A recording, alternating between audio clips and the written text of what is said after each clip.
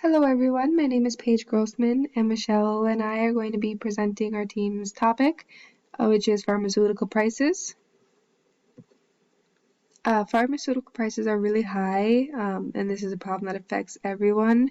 In the United States, the prices are 2.56 times higher than other countries.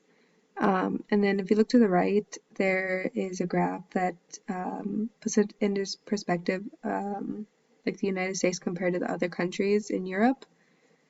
And people are struggling to afford their medication. If you look on the graph, it shows that the United States, per person, they spend about $1,200 per year.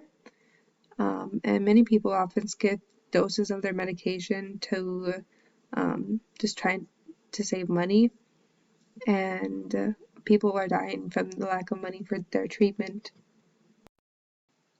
This is affecting the health of the population negatively because people are not able to purchase their prescriptions for their illnesses, and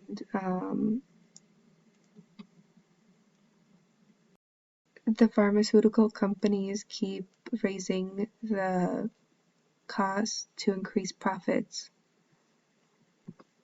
Reasons for the high pharmaceutical prices could be that there's limited stocks, which is a high demand for medical health care, a lack of transparency in drug prices, there's less competitive drugs, companies, limited ability of other parties, the tax increases, and newer drugs are often more expensive because of the new technology.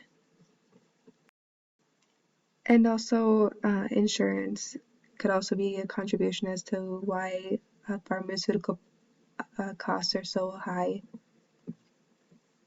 The history of pharmaceutical prices is pharmaceutical companies have made prices high due to innovation and brand name. People pay more for brand name drugs rather than just the generic brand that is basically the same thing. And people say that with the new and improved drugs, they're just naturally more expensive because more technology and innovation is being put into them.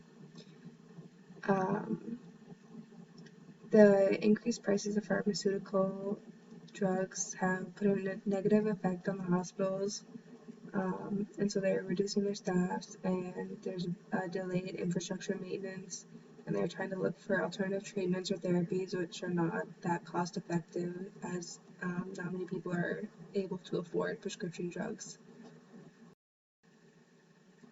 Production of these pharmaceutical products requires a very optimal environment, along with trained people, and it kind of costs a lot.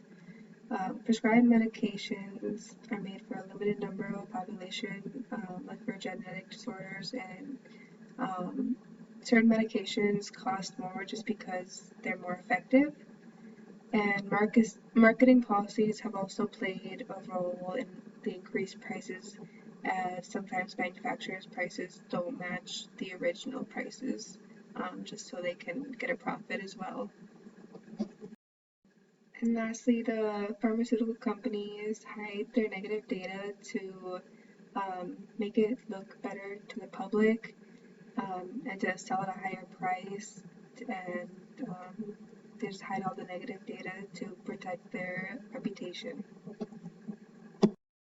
The agency/organization that we chose was the Biden-Harris administration, and they're looking to enact reforms for lowering drug costs, and they're going to also test other approaches such as trying the price of the drug for its effectiveness, as well as redesigning Part D of Medicare. The administration will determine a regulatory agenda for drug pricing reform and will have a second reconciliation process this year. The leaders behind the administration is President Joe Biden and Vice President Kamala Harris. The solutions that We identified where to regulate drug prices to avoid monopolies and close the price gap between brand name and generic prescription drugs. Even though they're not identical products, they more or less do the same thing. So it would make more sense to close the price gap between them and employ centralized pricing negotiations. I found that in the US, we don't negotiate over the price of a new drug based on the value it provides, which makes it a fundamental issue, allowing them to price drugs at a high level regardless of the value it provides. And then also minimizing out of pocket costs by offering universal coverage to everybody. And then the last two slides are just our reference page. So yeah, and that's the end of our presentation. Thank you so much.